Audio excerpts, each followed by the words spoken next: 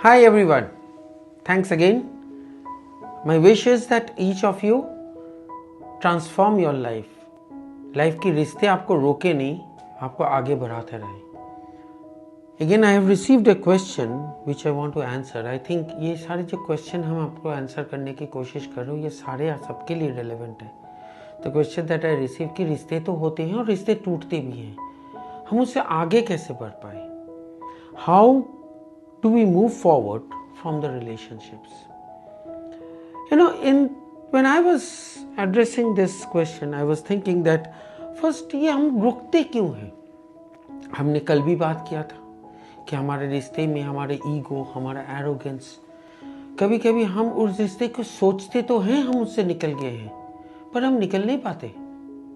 We get stuck to those relationships. We keep blaming that relationship. We keep consider that relationship is the reason of my suffering. जब तक आप उस रिश्ते को आगे नहीं बढ़ पाओगे, जब तक आप उस रिश्ते को ये नहीं सोच पाओगे कि वो रिश्ते आपके हैप्पीनेस के रीजन नहीं है, अनहैप्पीनेस के रीजन नहीं है. If you keep blaming your happiness to someone else, if you give your responsibility of happiness to someone else, trust me, इस दुनिया में हम सब कभी हैप्पी हो ही नहीं पाएंगे.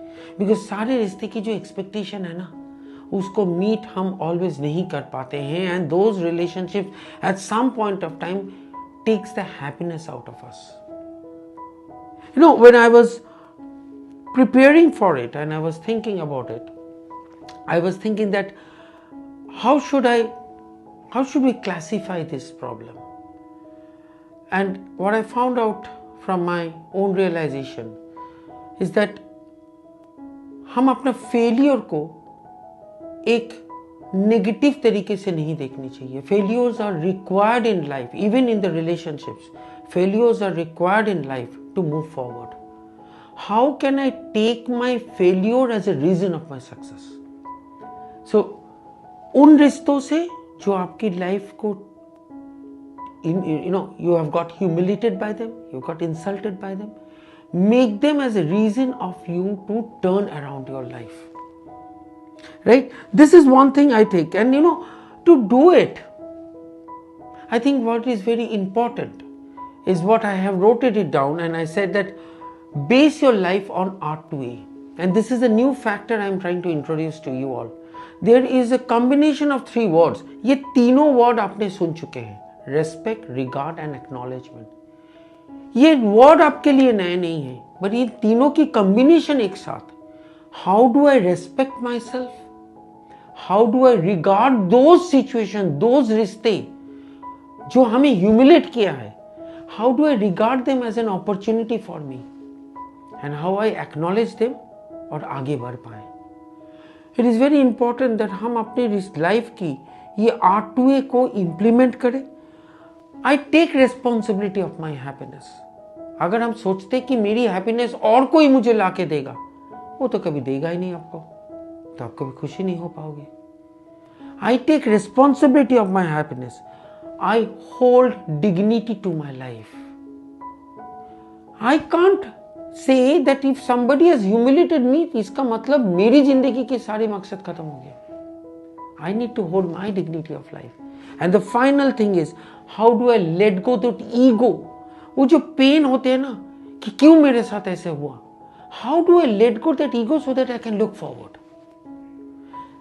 These 4 factors, believe in R2A, that हम अपनी लाइफ की रेस्पेक्ट, रिगार्ड एंड एक्नॉलेजमेंट को बिलीव करेंगे. Second factor is take responsibility for your own happiness, develop your own dignity of life and let go those egos.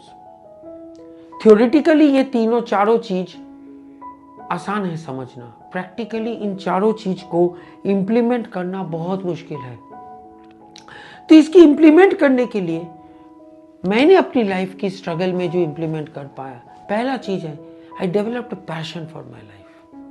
कोई एक चीज के लिए वो पैशन आज मुझे इन वीडियो तक पहुंचा है. लास्ट 12 साल से मैं रिसर्च करे जा रहा हूं कि जिंदगी की खुश रखने के लिए, अपना खुशी पाने के लिए exactly what do I have to do. And trust me, that I have found out is that we need to build a passion, and this passion is beyond my meeting my expectation. खाली अपनी नौकरी, अपने घर, अपनी family के लिए दौड़ने से नहीं मिलता ये passion. This passion we need to build for something bigger. For me, that passion is building global leaders, bringing, flame of hope and sense of mission in life of people. आज हम ये वीडियो बनाने की कोशिश कर रहे, तो only motive I have कि हर एक आदमी जो अपनी जिंदगी में चल नहीं पा रहे, I want to help them to move forward. एक पैशन बिल्ड करो अपनी लाइफ में कि मैं करना क्या चाहता हूं. The second thing that I realise is, first start believing I am powerful. I am powerful. Just because somebody doesn't believe in me doesn't mean I am a weak person. I am powerful. I am the universe. Nobody can humiliate me. ये spirit को build करो अपने अंदर में, और इस spirit को build करने के लिए R2A बहुत जरूरी है. वो रेस्पेक्ट, वो रिगार्ड और वो acknowledgement for ourselves. Right? And the final thing, I will introduce a new concept to you all. See देखो, रिलेशनशिप ऑफ ब्लड, जो हमारे खून के रिश्ते हैं, वो समझना आसान होता है. रिलेशनशिप ऑफ चॉइस, जैसे हम अपना पार्टनर को चॉइस करते हैं, अपनी ऑर्गेनाइजेशन जहां नौकरी करते हैं, these are all my choices. I am in those relationship because I have chosen to be in this relationship. ये दोनों रिश्ते के बीच में ना एक टग ऑफ वॉर चलता है, एक्सपेक्टेशन की.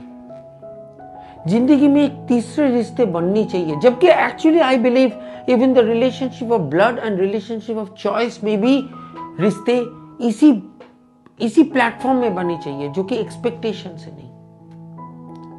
बट होता नहीं है जिंदगी में. हर रिश्ते को आप इस तरीके से नहीं ड्राइव कर सकते. बट एक रिश्ते जिंदगी में बहुत जरूरी होता है, जो कि जिस रिश्ते में बियॉन्ड एक्सपेक्टेशन कुछ हो. And for me the definition of that relationship is relationship of achievement. जिनके साथ मेरी रिश्ते कोई एक्सपेक्टेशन मीट करने के लिए नहीं है, जो मुझसे कोई एक्सपेक्टेशन नहीं रखता कि मैं उनके लिए ये काम करके दूं. And that relationship I've been able to establish with my mentor. I think this is very essential. However, in this video I will stop here because I want you to understand one thing. Mentor and guru बहुत अलग है. As I move forward in the series, I will explain you the difference between mentor and guru. But however, at this moment, what I will like you to is to understand that you need to take step A, B and C. A, which we said that we need to create a passion for myself. B, which I said that I need to believe that I am powerful. And C, एक रिश्ते ऐसे बनाओ ना, जिस रिश्ते को आप expectation के लिए नहीं, उस पैशन के लिए जी रहे हो. Thank you very much. Have a great day ahead and let's make our life happy. Thank you.